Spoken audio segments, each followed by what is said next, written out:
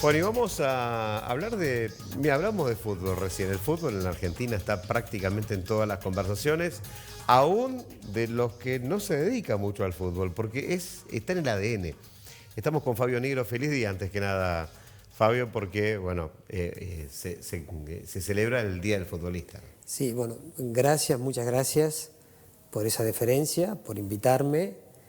Ojalá pudiera ser futbolista, sinceramente.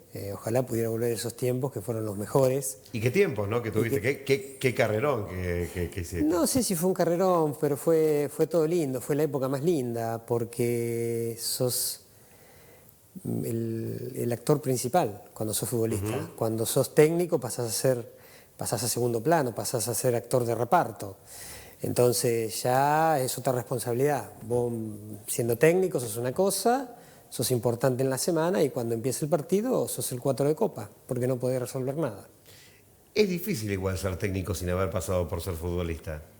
No sé si es tan difícil, no tampoco te da una garantía exacta que vos, porque seas futbolista, seas un gran técnico. El secreto está en convencer a los jugadores, que los jugadores te crean, y que no es cosa sencilla, creo que es una cosa innata, que la tienen otros técnicos, algunos sí, otros no. Creo que el más concreto uno de los más concretos es Bielsa, el otro es Arrigo Sacchi. Hay muchos técnicos que no han jugado o que han jugado poco o que no han sido relevantes como futbolistas y han tenido una carrera muy exitosa. Lo que pasa es que cuando vos sos jugador tenés un solo problema: si te ponen o te sacan del equipo. Cuando vos sos técnico tenés un plantel de 29 jugadores y tenés 29 problemas. Y tenés que cargarte con las responsabilidades de todos, ¿no? Claro, ahí está la diferencia. Bueno, y aparte no solamente tenés lo técnico, tenés los egos, esas cuestiones pequeñas también que le pasa como al director de cine, ¿viste? También tiene que cargar con un montón de cosas. Ni hablar, ni hablar. Cuando sos futbolística, cuando uno es futbolista pasa eso, pasa que vos tenés, sí, los egos obviamente, sobre todo cuando estás en clubes grandes, se nota mucho.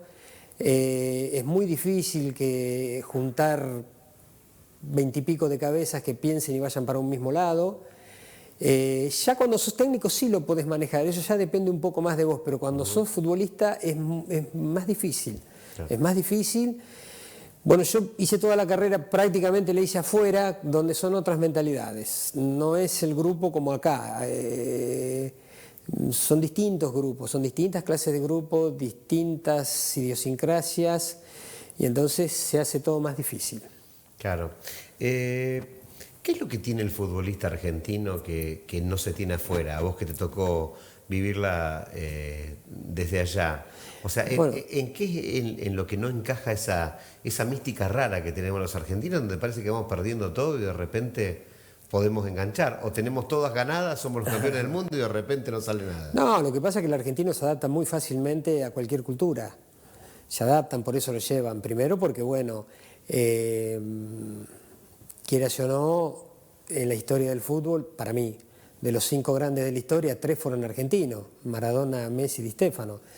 Después, si querés meterlo a Pelé, obviamente que sí, y por ahí me quedo con alguien en el camino que por ahí, pero si 3 fueron argentinos, bueno, y no hablemos de Kempe, Pasarela, en fin, tenemos bastante... A Kempe que en su momento y durante mucho tiempo, no reconociendo ese triunfo de Argentina, le bajaron el precio bastante, ¿no? Yo creo que fue el jugador más sobrevalorado por la prensa deportiva, fue Mario Alberto Kempes, uno de los jugadores más sobrevalorados, devaluado totalmente por lo que ha hecho, porque además lo saca campeón de la Recopa al Valencia en Europa, creo que en el 76, cuando había que ganar copas europeas en ese momento, que eran batallas campales, no es como ahora, que está el VAR, que 80 cámaras, hoy se protege mucho al delantero, bienvenido sea, pero antes no. Entonces, y él con todo eso saca campeón al Valencia, saca campeón, bueno, a la selección argentina, en fin, una campaña extraordinaria de Mario Alberto Kempes, que muy devaluado por la prensa. Yo no sé si argentino o mundial, sinceramente, pero hubo muchos jugadores. Yo digo que de los 5 grandes de la historia del fútbol, 3 son argentinos, y bueno, algo será, ¿no? Entonces, ¿será que nos vienen a buscar porque se adapta muy fácil a todo? El jugador argentino tiende de repente a, viste, considerando que tiene sufren. Nosotros ya como país tenemos, a ver, yo digo que siempre una selección juega como juega su país. Muchas veces teníamos esas cosas. Por ahí, como decís vos, llegamos a lo máximo y llegamos a lo mínimo. No hay término medio. Somos ciclotímicos. Pero se lo busca al argentino sobre todo porque es un jugador que te va a rendir, que no te va a fallar. Es como el uruguayo. Pero el uruguayo todavía más. Uruguay sobre todo más. Porque Uruguay tiene 3,5 millones de habitantes y saca jugadores no sé de dónde. Claro, sí, y son aguerridos. Es increíble. Son aguerridos. Bueno, que es algo mucho que le pedimos a los nuestros y ahora los vimos con el cuchillo entre los dientes, ¿viste? O sea, bueno, eso fue una obra muy grande de Scaloni.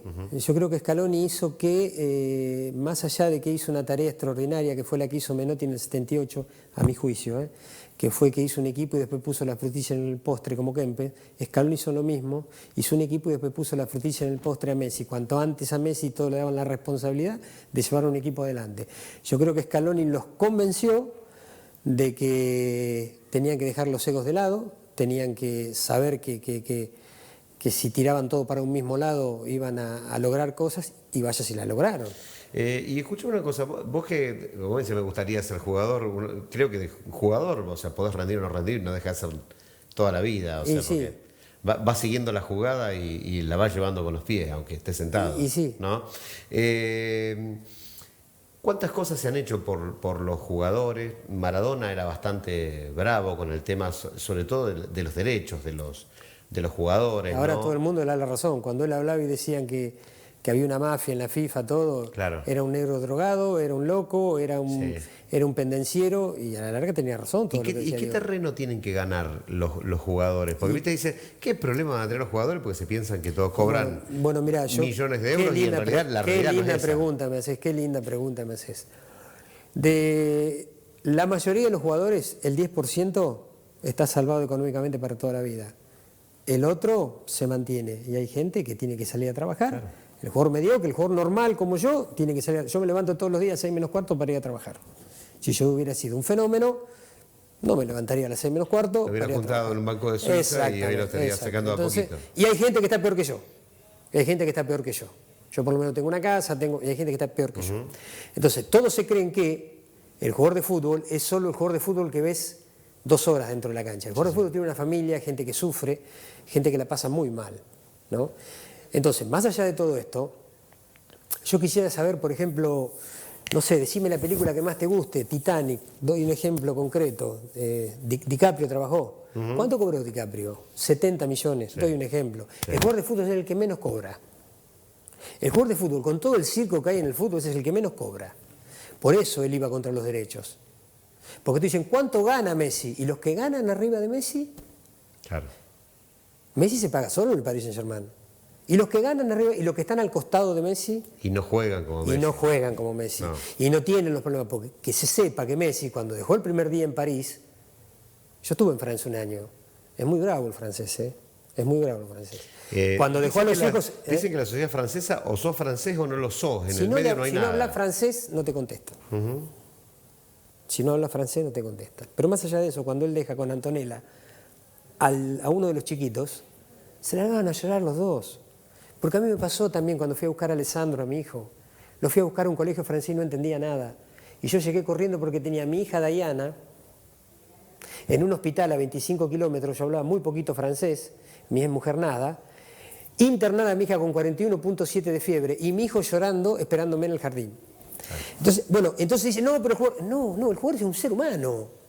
El jugador es un ser humano. Cuando la gente entienda que cuando vos terminás un partido, el que más dolido está y lo pierde es el jugador y el cuerpo técnico, porque el tipo que te va a putear una cancha o insultar, al otro día tiene su trabajo. Y se olvidó, vos tenés que levantar el muerto. Porque a Messi cuando le decían de todo, que era esto, que era lo otro, y todo lo que pasó Messi, con el crecimiento, con el desarraigo, con todas las cosas que pasó. Y Di María, que tenía que llevar una bolsa de carbón para ayudar a los padres. Y algunos que también las pasan mal y ni siquiera tienen respaldo económico. Y exactamente, no tienen respaldo económico. Entonces Diego luchaba contra eso, contra el poco respaldo económico que había. Y luchó muchas veces, y muchos jugadores luchaban en agremiados, que ciertos jugadores tengan una pensión, tengan algo. Porque hoy, a mí me llama el ayudante de campo de Falcioni, me llamó hoy, para ver la jubilación. Y yo le dije lo que tenía que hacer con ANSES. Porque no, hay gente que... Alguien es neófito en la materia de repente y no conoce bien el tema y está bárbaro, pero hay gente que tiene derecho a una jubilación. ¿Y sabés qué pasa cuando van a ver? ¿Dónde entrenaste vos? Omar Piccoli. ¿Dónde entrenaste vos? En tal lado. A ver los aportes, no hay nada. No hay nada. No hay nada. No hay nada. Está al descubierto, termina de jugar y sobre todo lo más triste es la depresión que te agarra del post. Ni hablar. Es terrible eso. Fabio, está bueno que lo hablemos estos días, justo el día del futbolista, ¿no? Claro, porque, claro. Para que los que juegan amateur, para los que juegan profesional, para los que sueñan con jugar y que no tener dejen una de carrera, soñar. que no dejen de soñar, pero tampoco pierdan esto, que son derechos, que es importante que los acompañen. Claro, pero lo que pasa es que la gente ve nada más las 2 horas. Y el jugador después son 22 horas más 6 días más de la semana. No es solo las 2 horas. No es 2 horas. Es muy complejo el tema. Es muy complejo el tema. Por eso que yo fui futbolista y lo defiendo al futbolista a morir. Tenés futbolista, mala gente, como en todos lados. Hay en todos lados. Pero el jugador después queda desprotegido. Queda desprotegido el jugador. Fabio, por esa, vamos a ver si el próximo día podemos hablar de algún avance. A disposición, Dios quiera que así sea. Gracias. Muchísimas gracias, Diego.